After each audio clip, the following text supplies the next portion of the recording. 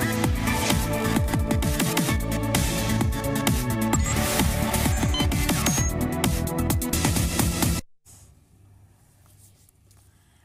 आप देख रहे हैं मनी गुरु। मैं हूं स्वाति रायना। आज है हमारा इंश्योरेंस स्पेशल और ये बात गौर करने लायक है कि टर्म इंश्योरेंस हम में से ज्यादातर लोग लेते हैं, उस पर ध्यान देते हैं, इस बात का ख्याल रखते हैं कि टर्म इंश्योरेंस की सम अश्योर्ड रकम परिवार के लिए काफी हो आपके जाने के बाद। लेकिन क्या आपको पता है कि इतनी सावधानी रखने के बावजूद सिर्फ टर्म इंश्योरेंस लेकर हम गलती कर देते हैं?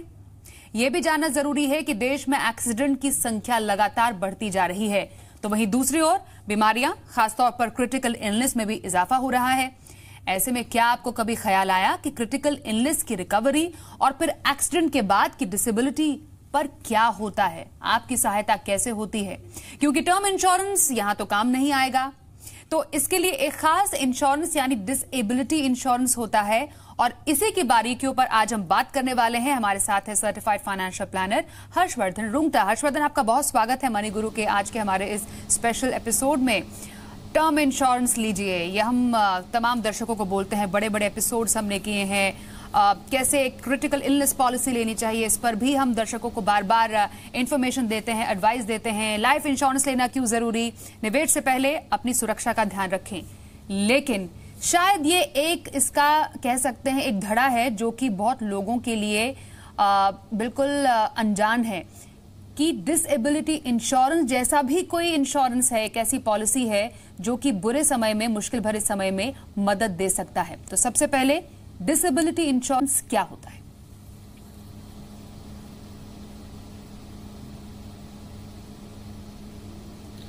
स्वाति, आपने एकदम सही कहा कि जब हम फाइनेंशियल प्लानिंग की बात कर रहे हैं तो पहला स्टेप उसका जो है वो है इंश्योरेंस। आपका एक ढंग से आपको एक इंश्योरेंस पोर्टफोलियो बनाना है। अब हम ये बात करें कि आपको एक अच्छी तरह से अपना पोर्टफोलियो बनाना है इंश्योरेंस का, तो उसमें आनी क्या क्या चीज़ें चाहिए।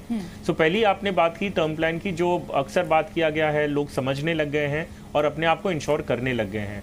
टर्म इंश्योरेंस का जो ऑब्जेक्टिव होता है वो ये है कि अगर एक कमाता हुआ इंसान कि अगर कोई अनटाइमली डिमाइस हो जाती है, अनटाइमली डेथ होती है, तो उसके जो डिपेंडेंट्स हैं उन डिपेंडेंट्स को फाइनेंशियली प्रोटेक्ट करने के लिए आप टर्म इंश्योरेंस लेते हैं। तो अगर हम ये टर्मिनोलॉजी की बात कर रहे हैं कि अचानक उन्हें कुछ हो जाए, तो जो अनसर्टेनिटी की बात कर रहे हैं, अनटाइमली डेथ की बात कर रहे हैं, ये अनटाइमली डेथ दो कारणों से हो सकती है। एक है एक्सीडेंट की वजह से और दूसरी है अगर कोई बीमारी हो तो उसकी वजह से। इन दोनों पहलुओं को हम अलग अलग समझेंगे।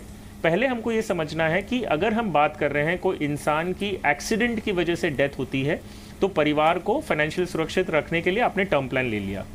अगर हम आंकड़ों पे जाएं, जो अपने नेशनल क्राइम रिकॉर्ड्स ब्यूरो के जो आंकड़े आते हैं हर साल के, उनको अगर हम एनालाइज करें तो उसके डेटा ऐसा आता है कि हर 1 मिनट में एक फेटल रिपोर्टेड एक्सीडेंट है। मतलब हर देश में कहीं ना कहीं हर 1 मिनट में एक ऐसा एक्सीडेंट हो रहा है जो काफ़ी फेटल है और रिपोर्ट किया जा रहा है। और उसी आंकड़ों को आगे जाके देखें तो 1 in 4 एक्सीडेंट्स, मतलब 4 में से एक एक्सीडेंट से लीड्स टू डेथ। मतलब जिनका एक्सीडेंट हुआ उनमें से 4 लोगों में से 1 जन की मृत्यु हुई है। तो हम ये समझते हैं कि जो एक इंसान था उनकी टर्म प्लान है और उनकी फैमिली फाइनेंशियली सुरक्षित है। लेकिन बाकी 3 का क्या हुआ? जो 4 में से हम बोल रहे हैं सिर्फ एक इंसान की डेथ हुई है, तो बाकी 3 का क्या हुआ? तो उन तीनों का, क्योंकि एक फेटल एक्सीडेंट है, क्योंकि एक रिपोर्टेड एक्सीडेंट है, 3-4 चीजें हो सकती है। एक है कि या तो वो परमानेंटली डिसेबल्ड हो गए हैं। परमानेंट डिसेबिलिटी मतलब कि जब आपके 2 अंग नहीं रहते, आंख, हाथ और पैरों को अंग कहा जाता है, लिम्स कहते हैं, और आपके कोई भी 2 लिम्स नहीं है तो आप परमानेंटली डिसेबल की कैटेगरी में आते हैं। अगर आपका एक लिम्ब नहीं है तो वो पार्शियली परमानेंटली डिसेबल्ड कहते हैं, तो विच इज पार्शियली डिसेबल्ड हो गए। मान लीजिए कोई बड़ा हादसा हुआ नहीं है, आपके सब अंग, लिम्स हैं वो सलामत हैं, लेकिन कोई भी एक्सीडेंट अगर फेटल है तो आप, अगर फ्रैक्चर है या कोई और दूसरी तरह की इंजरी है, तो आपको एक बेड रेस्ट कहा जाता है कि आपको लेना जरूरी बनता है, जिससे आप काम, अपना वर्क परस्यू नहीं कर सकते। तो हो सकता है ये जो फ्रैक्चर रिकवरी है या इंजरी की रिकवरी है वो 6 महीना, 8 महीना, साल भर भी लग सकता है। अब ये सवाल उठता है कि उन 6 महीनों में या 8 महीने में जब आप बेड रिडन है, आप काम नहीं कर सकते, आपकी इनकम का क्या होता है?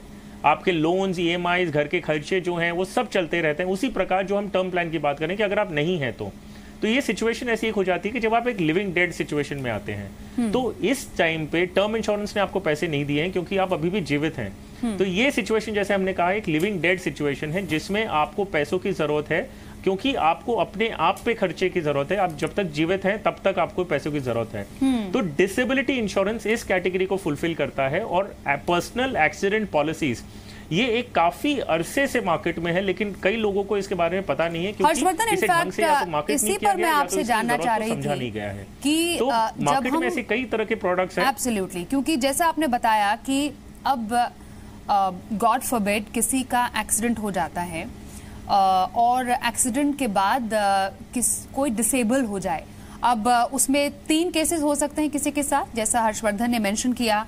परमानेंट टोटल डिसेबिलिटी हो सकती है कि मतलब आप सक्षम ही नहीं हैं अब कुछ अपना काम करने के लिए। दूसरा पार्शियल डिसेबिलिटी। तीसरा यह है कि टेम्पररी टोटल डिसेबिलिटी, जो कुछ समय के बाद, महीना, 2 महीना, 3 महीने के बाद ठीक हो जाए। लेकिन अब ऐसी स्थिति में यही जानना चाह रहे हैं कि ये कितना पॉपुलर है अब आपकी समझ में, या आपके पास अगर कुछ आंकड़े हैं, कितने लोग वाकई इस तरीके का इंश्योरेंस लेते हैं, इस तरीके की पॉलिसी लेते भी हैं?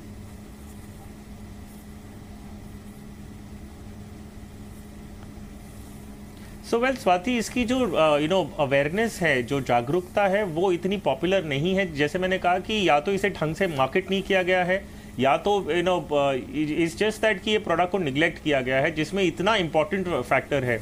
और अगर हम इसके फीचर्स में भी जाते हैं, ये समझने के लिए जाते हैं कि इसमें अभी ये तो हमने प्रॉब्लम्स बता दी कि ये सारी चीजें हो सकती हैं। अब इसमें हम अगर एक इंश्योरेंस प्रोडक्ट की बात करें तो प्रोडक्ट के जो फीचर्स हैं इतने कंपेटिटिवली प्राइस्ड हैं कि आप टर्म प्लान के बराबर ही है। मान लीजिए अगर एक इंसान अगर एक 50 लाख की पॉलिसी लेते हैं, उनका सालाना कॉस्ट करीबन 6,000 रुपये आता है। 50 लाख का कवर आपको अगर 6,000 रुपये में मिल रहा है तो 500-600 रुपये महीने की बात कर रहे हैं हम। तो इतना तो हर इंसान अपने आप पे खर्चा कर सकता है। और अगर हम फीचर्स में जाते हैं कि इसका स्कोप ऑफ कवरेज एक्चुअली क्या है, कि हमें कुछ होने से क्या मिलता है। पर्सनल एक्सीडेंट पॉलिसी के जो फीचर्स हैं वो मैं आपको एक एक करके अगर बता दूं। पहली है कि क्योंकि ये एक एक्सीडेंट रिलेटेड पॉलिसी है, ये इफेक्ट में तभी आती है जब एक एक्सीडेंट हो।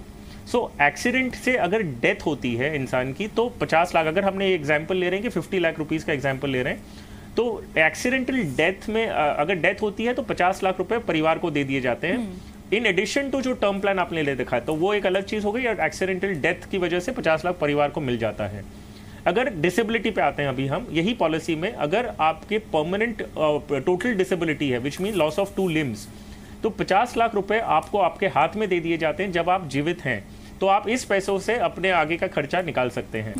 अगर आपको परमानेंट डिसेबिलिटी, टोटल डिसेबिलिटी नहीं है लेकिन पार्शियल टोटल डिसेबिलिटी, जैसे हमने कहा कि लॉस ऑफ 1 लिम्ब, तो आपको 50% ऑफ द सम इंश्योर्ड, इस उदाहरण में आपको 25 लाख रुपए आपके हाथ में दे दिए जाते हैं ताकि आप अपने आगे की फाइनेंशियल नीड्स को फुलफिल कर लें। और तीसरा और बहुत अहम जो फैक्टर है वो ये है कि आपकी कोई भी परमानेंट डिसेबिलिटी नहीं हुई है, लेकिन आप ऐसी तरह से बीमार हैं या इंजर्ड हो गए हैं कि आप बेड रिडन हो गए, आप काम परस्यू नहीं कर सकते, तो उसमें भी आपके लॉस ऑफ इनकम है।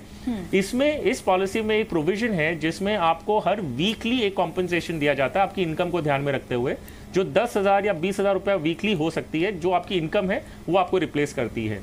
तो अगर मान लीजिए 6 महीने तक आप बेड रिडन है, आप काम पे नहीं जा सकते, सैलरी तो 6 महीने तक आपको आने वाली है नहीं, तो आपके जो मंथली एक्सपेंडिचर है वो वीकली कॉम्पनसेशन से आपको मिल जाते हैं। यहाँ पर कुछ और इसके पहलुओं पर बात करेंगे हम, क्योंकि आज बात करें डिसेबिलिटी इंश्योरेंस कवर की। मतलब एक्सीडेंट होने के बाद एक ऐसा समय जिसमें कई लोग डिसेबल हो जाते हैं, और या तो फिर कोई बीमारी के बाद एक ऐसा समय जब काफी लंबा रिकवरी प्रोसेस होता है, तो आपको एक डिसेबिलिटी कवर की जरूरत पड़ती है। कितनी जरूरत है, कितनी जरूरी है, ये इस पर हम चर्चा कर रहे हैं आज। और आगे चर्चा बढ़ा उससे पहले एक कॉलर हमारे साथ इस वक्त लाइव है, जम्मू से रिफत जी। रिफत जी, बहुत स्वागत है आपका हमारे शो में। बताइए सर, क्या जानना चाहते हैं? मेरी एज 44 है। जी जी जी मैडम। सबसे इंश्योरेंस कौन सी अच्छी पॉलिसी है? हाँ, अपना सवाल एक बार रिपीट फिर से कर दीजिए, हम सुन नहीं पाए थे आपको। आई मीन टू से कि मेरी एज 44 है। ओके। तो इस वक्त मुझे इस एज में कौन सी पॉलिसी लेनी चाहिए? क्योंकि मैंने कोई पॉलिसी नहीं ली है, ना लाइफ इंश्योरेंस, ना कोई भी पॉलिसी अभी तक नहीं की है। ना मतलब ना health insurance policy, life insurance policy, किसी भी प्रकार की आपने अब तक कोई पॉलिसी ही नहीं ली है? जी नहीं। ठीक है। आप अपने लिए कह रही हैं और परिवार में बाकी लोगों ने तो ली होगी पॉलिसी कोई? नहीं, परिवार में मैं ही, मतलब मैं चाहती हूँ अपने लिए मैं लोन, ताकि बच्चों को आगे फायदा हो उससे। ओके, तो हर्षवर्धन बताइए, 44 इयर्स की हैं रिफत, परिवार में पति हैं, 2 बच्चे भी हैं, लेकिन अब तक इंश्योरेंस इन्होंने किसी भी प्रकार का नहीं कराया है। तो पहले इनको एडवाइस कीजिए क्या करना चाहिए। 44 साल इनकी उम्र है और कैसी पॉलिसी इनके लिए इस स्टेज पे सही है?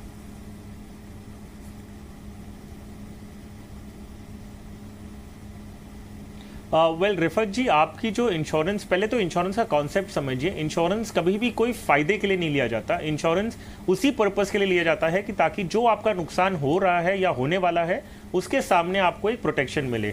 सो अगर आप एक earning member of the family हैं, विच मीन्स कि आप एक इनकम जनरेट कर रही हैं अगर, तो आपको बीमा की जरूरत है, लाइफ इंश्योरेंस की जरूरत है। अगर आप नहीं कर रहे, कोई भी इनकम जनरेट नहीं कर रहे हैं, आपके हस्बैंड अगर काम करके उनकी सैलरी या उनके बिजनेस से इनकम आ रही है, तो अगर कोई कारण से आपको कुछ हो जाता है तो फाइनेंशियल लॉस फैमिली को नहीं है। इमोशनल लॉस तो बहुत ज्यादा है लेकिन फाइनेंशियल लॉस नहीं है। सो ऐसी स्थिति में आप कोई भी लाइफ इंश्योरेंस पॉलिसी नहीं खरीदेंगे। एक इंश्योरेंस जो आपको डेफिनेटली लेना चाहिए वो है मेडिक्लेम। अगर कोई भी कारण से हॉस्पिटलाइजेशन होता है, बीमारी की वजह से, इंजरी की वजह से, एक्सीडेंट की वजह से, अगर आपको या आपके परिवारजनों को अगर हॉस्पिटल में भर्ती होना पड़ता है ट्रीटमेंट के लिए, तो उसका खर्चा प्रोटेक्ट करने के लिए आपको एक मेडिक्लेम पॉलिसी अपने परिवार के लिए लेनी चाहिए।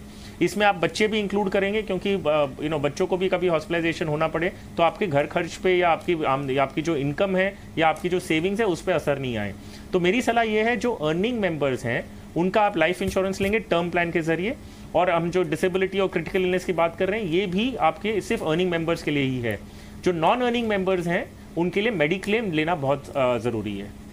तो रिफत जी, उम्मीद करते हैं कि आपको अब थोड़ा सा क्लैरिफिकेशन, थोड़ी क्लैरिटी मिली होगी। एक मेडिक्लेम पॉलिसी जरूर आप अपने लिए लीजिए, क्योंकि आप ये जानना चाहती थी कि कौन सी किस प्रकार की पॉलिसी अभी आप ले सकती हैं। तो क्योंकि आप हाउसवाइफ हैं, नॉन अर्निंग मेंबर हैं, आपके जो हस्बैंड हैं वो वर्किंग होंगे, या बच्चे जितने भी बड़े हैं, इसकी जानकारी अभी फिलहाल हमें नहीं है, लेकिन उनके पास कोई इंश्योरेंस पॉलिसी होगी। लेकिन आपको अपने लिए एक अच्छा हेल्थ इंश्योरेंस मेडिकल पॉलिसी, अगर कल को हॉस्पिटल जाने की जरूरत पड़े, किसी तरीके का कवर की जरूरत पड़े, तो वो भी आप उसमें कवर कर सकती हैं।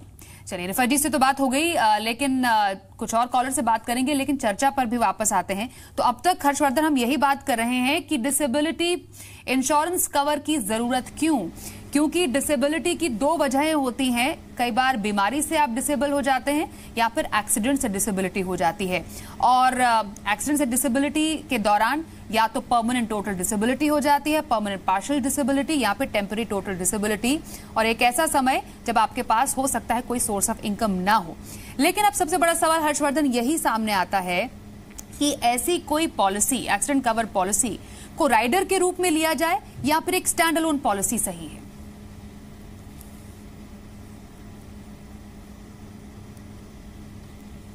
आपने बहुत अच्छा और सही सवाल पूछा, क्योंकि हमने ये तो बता दिया आपको इंश्योरेंस लेने की ज़रूरत है, लेकिन किस प्रकार से लें।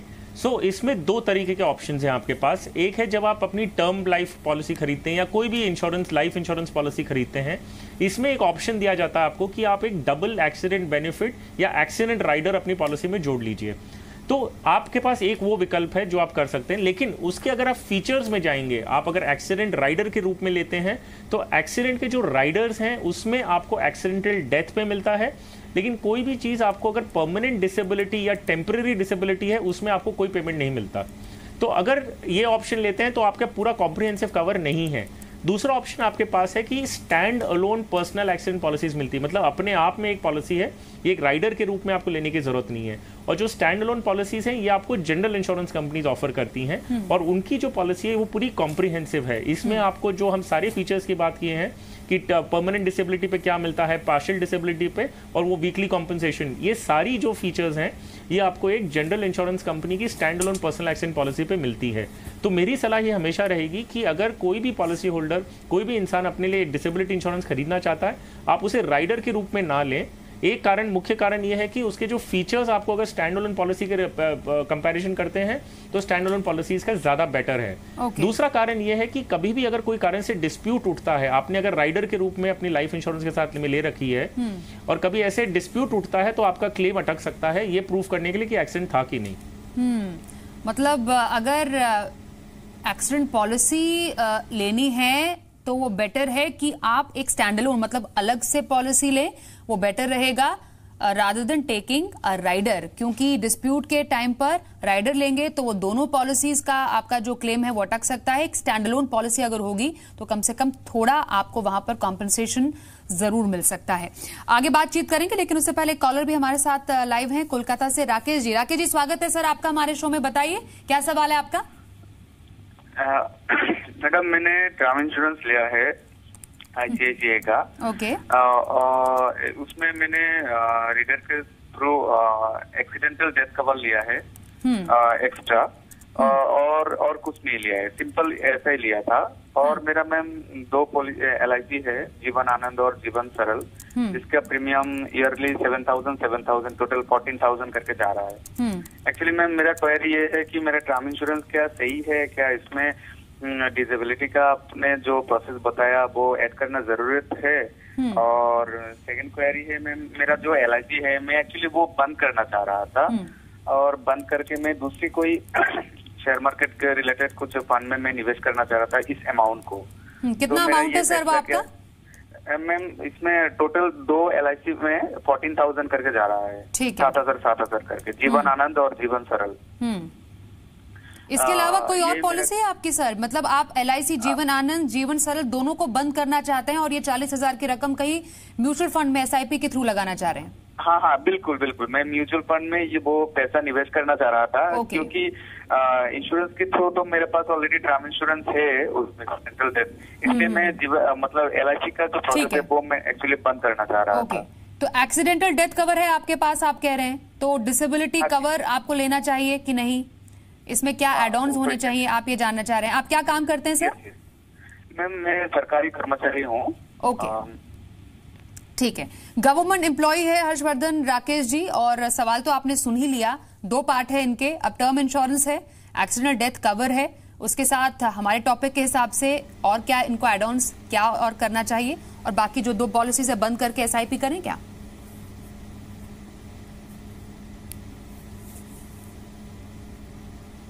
राकेश जी, आपने जो टर्म प्लान ले रखा वो सही है। जैसे हमने अभी बात की थी कि एक्सीडेंटल अगर आप राइडर के रूप में ले रहे हैं तो उसमें एक तो फीचर्स कम है और दूसरा जो कॉस्ट है वो लगभग सेम रहता है जब आप एक स्टैंड अलोन पॉलिसी लेते हैं। लेकिन अभी क्योंकि आपने ले रखी है तो कोई इशू नहीं है, हम उसे निकालने की बात नहीं करेंगे।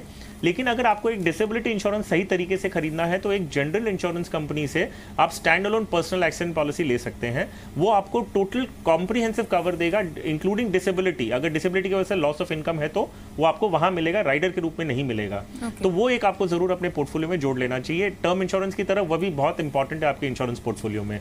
दूसरा सवाल आपका ये था कि आपको जो एग्जिस्टिंग इंश्योरेंस है आपकी LIC की जीवन आनंद और जीवन सरल पॉलिसीज हैं, यस डेफिनेटली ये बात हम हमेशा कहते आए हैं कि अगर रिटर्न्स पॉइंट ऑफ व्यू से देख रहे हैं तो इंश्योरेंस पॉलिसीज में आपको अच्छे रिटर्न्स नहीं मिलते। अगर आप 20 साल की पॉलिसी ले रखे हैं तो 20 साल की अगर आप इक्विटी में SIP के जरिए निवेश करते तो आपको जो मैच्योरिटी प्रोसीड्स हैं या जो मैच्योरिटी पे आपका फंड वैल्यू होगा 20 साल बाद, वो डेफिनेटली म्यूचुअल फंड और इक्विटी इन्वेस्टमेंट से कई ज्यादा होगा जो आपको इंश्योरेंस में मिलेगा। वो it's not a best investment. तो ये आपके डिसीजन सही है कि आप अगर इस पॉलिसी को अभी बंद करते हैं और इसके जो पैसे हैं वो SIP के जरिए इक्विटी में करेंगे तो आपको ज्यादा फायदा होगा। ओके सर, ठीक है। राकेश जी, आपको होपफुली अपने सवाल का जवाब यहाँ पर मिल गया है। और क्योंकि अब तक हमने बात की है डिसेबिलिटी ड्यू टू एक्सीडेंट की, अब disability due to some kind of disease या इलनेस, उसकी हम बात करते हैं हर्षवर्धन, कि कोई अगर बीमारी हो जाती है, ऐसी बीमारी जिसमें रिकवरी पीरियड बहुत ज्यादा हो सकता है, 1 महीने से लेकर 1 साल या 2 साल तक भी हो सकता है, तो ऐसे केसेस में क्या किया जाए? मेडिक्लेम तो उस वक्त तक के लिए है, लेकिन जो रिकवरी पीरियड होगा तब क्या?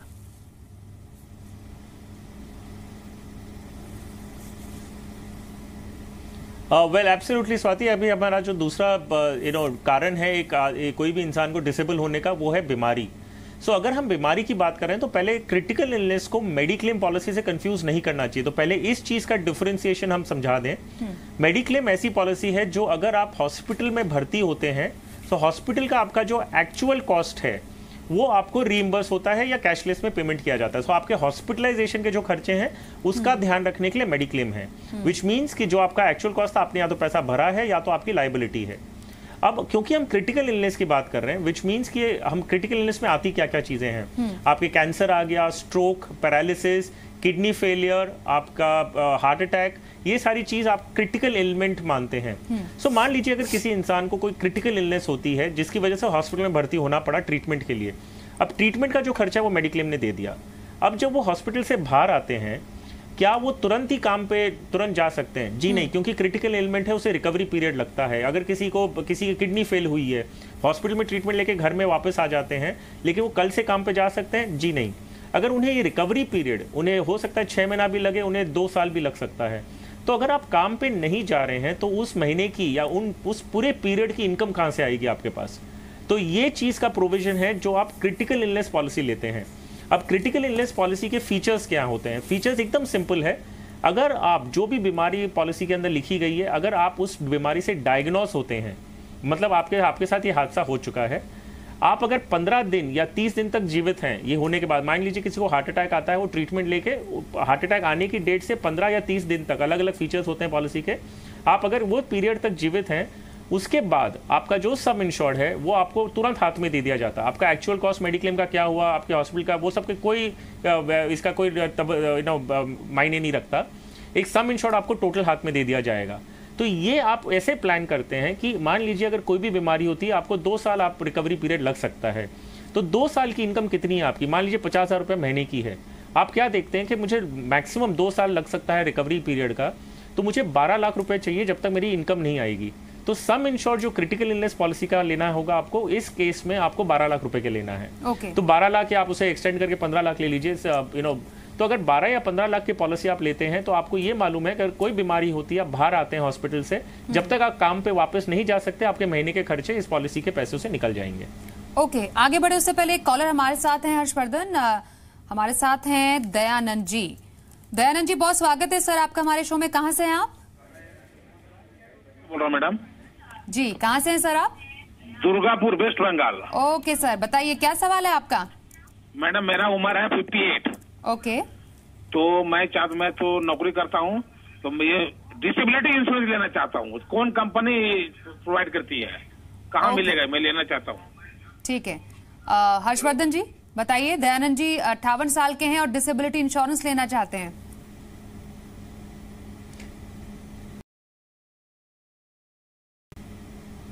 अगर आप पर्सनल एक्सीडेंट पॉलिसी की बात करें, एक्सीडेंट की वजह से डिसेबिलिटी की बात कर रहे हैं, तो आपको जनरल इंश्योरेंस कंपनीज आपको ये पॉलिसीज देती हैं। इसमें आप न्यू इंडिया इंश्योरेंस को देख सकते हैं, उसकी पॉलिसी अच्छी है, और दूसरी HDFC एर्गो जनरल इंश्योरेंस की पर्सनल एक्सीडेंट पॉलिसी। इन दोनों में से आप कोई भी कंपनी का ले सकते हैं।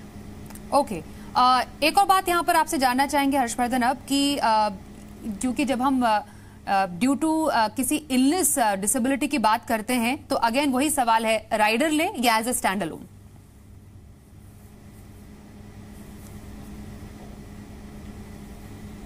अगेन हमने एक्सीडेंट पॉलिसी के लिए सजेस्ट किया था कि आप एक स्टैंड अलोन पॉलिसी लें, क्योंकि उसके फीचर्स ज्यादा बेटर हैं और उसका कॉस्ट ऑलमोस्ट सेम है, और डिस्प्यूट के टाइम पे आपका टर्म इंश्योरेंस का पेमेंट आपका रुकता नहीं है, पर टर्म इंश्योरेंस का पैसा मिल जाएगा, और एक्सीडेंट का अगर डिस्प्यूट उठता है तो भी खाली उतने ही पैसे आपके अटके हुए हैं। क्रिटिकल इलनेस एक अलग पहलू है, इनफैक्ट टोटली ऑपोजिट है। अगर आप उसे एक लाइफ इंश्योरेंस पॉलिसी के साथ में अगर एक राइडर के रूप में लेते हैं तो भी कोई हर्ज नहीं है। कारण ये है कि आप एज एन इंडिविजुअल, अगर एक इंसान को कोई क्रिटिकल एलिमेंट हुई है तो वो, and if that leads to death तो टर्म प्लान का पैसा मिल गया। If that does not lead to death, उसकी वजह से अगर मृत्यु नहीं होती है, जो 15 या 30 दिन जीवित हैं, तो वो पैसे आपके हाथ में तुरंत आपके जीते आस्ते मिल जाते हैं। तो आप क्रिटिकल इलनेस को एक राइडर के रूप में डेफिनेटली ले सकते हैं, उसे स्टैंड अलोन की तरह नहीं लें तो भी ठीक है। कारण ये है, अगर स्टैंड अलोन वापस जनरल इंश्योरेंस कंपनी तो ऑफर करती हैं, उसमें और इसमें सिर्फ एक मेजर फर्क है।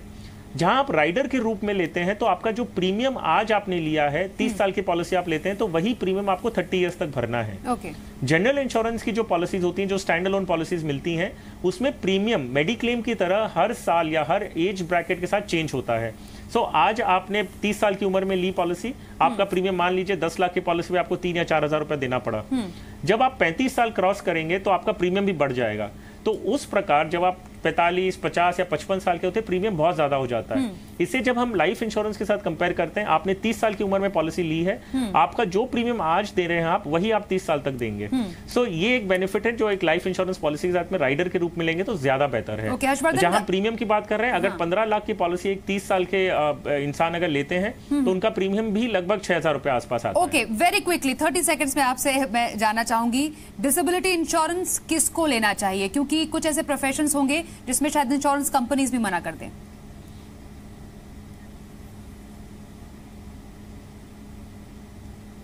एब्सोल्युटली। सो अगर हम एक्सीडेंट के रिलेटेड बात कर रहे हैं, सो एनी ये ऑक्यूपेशन से रिलेटेड है। अगर आप एडवेंचर स्पोर्ट्स में हिस्सा लेते हैं, आप अगर ड्राइविंग है, रेस कार में हिस्सा लेते हैं, रेसिंग में, तो आपको ये सब पॉलिसीज नहीं मिलेगी, नेगेटिव लिस्ट में है। अगर आप माइनिंग में काम करते हैं, माइंस में, तो भी आपको नहीं मिलेगी। ये उनके लिए है जो एक ब्लू कॉलर है, एडमिनिस्ट्रेशन वर्क में है, मैनेजरल वर्क में है, तो उनके लिए काम करती है। और ये पॉलिसीज नेगेटिव लिस्ट डेफिनेटली आती है। जैसे मैंने कहा कि अगर आप ड्राइवर रेस कार्स हैं, हॉर्स राइडिंग करते हैं, या एडवेंचर स्पोर्ट्स या माइंस वगैरह में काम करते हैं, तो आपको ये पॉलिसी नहीं मिलेगी। Okay, thank you so much Harshvardhan, हमारे साथ मनी गुरु के आज के इस इंश्योरेंस स्पेशल एपिसोड में जुड़ने के लिए और डिसेबिलिटी इंश्योरेंस के फायदे और उसकी खासियत लोगों को समझाने के लिए।